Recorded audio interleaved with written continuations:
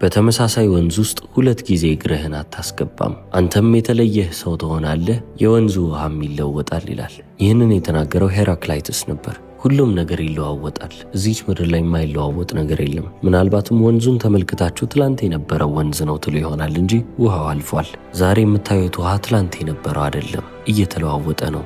እዚች ሕይወት ውስጥ የማይለወጥ ነገር የለም ይላል።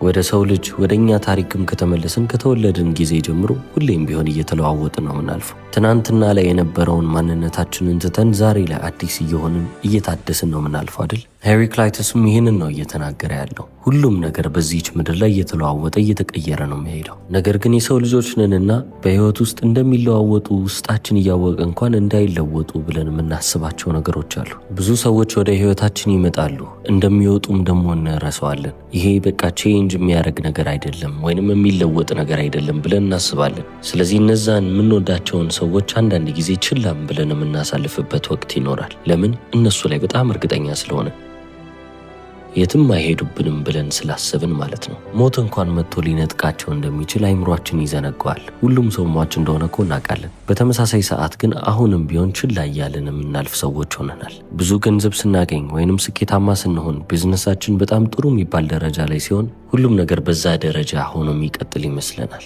ነገር ግን በሕይወት ውስጥ ምንም ነገርን ጥብቅ አድርገን ለመያዝ ብንሞክርም ከእጃችን የሚያመልጥበት ጊዜ ወይንም ከእጃችን የሚወጣበት ጊዜ ይመጣል።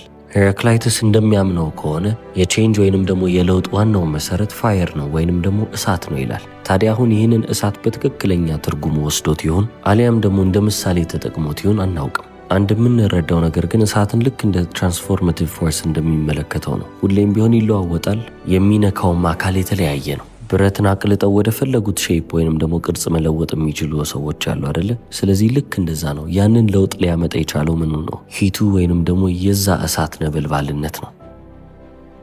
በተመሳሳይ ሁኔታ ሄራክላይተስ አንድን ምሳሌ ደግሞ ይናገራል። ሪቨር ወይንም ደግሞ ወንዝ እንግዲህ የእሳት ተቃራኒ ነው ማለት እንችላለን። ወንዝን ከተመለከትን ሁሌም ቢሆን ፍሎ እያደረገ ሁሌም ቢሆን እየፈሰሰ ያልፋል። ነገር ግን ትላንት የፈሰሰው ውሃ ዛሬ የምትመለከቱት አይደለም። ለዚህ ነው አንድ ሰው በተመሳሳይ ወንዝ ውስጥ ሁለት ጊዜ ሊገባ አይችልም ብሎ የተናገረው። ወንዙ እየተለዋወጠ ይሄዳል፣ እናንተም እየተለወጣችሁ ነው የምታልፉት። ከአንድ ደቂቃ በፊት እየፈሰሰ ያለፈውን ውሃ መልሳችሁ አታገኙትም፣ ምክንያቱም አልፏልና። ይህንንም ሪቨር ወይንም ደግሞ ወንዙን አብዛኞቹ ሰዎች እንደ ሪያሊቲ ነው የሚመለከቱት። ሪያሊቲን ወይንም ደግሞ የአሁኑን እውነታ የሚወክል ነው ይላሉ። ሁሌም ቢሆን ነገሮች እየተለዋወጡ ትላንት ከነበሩበት እየተሻሉ ወይንም ደግሞ እየባሰባቸው የሚሄድበት ሁኔታ ላይ ነን። ስለዚህ በዛ ሁኔታ ላይ ወንዙን መወከል እንችላለን። በአካባቢያችን ላይ ያሉ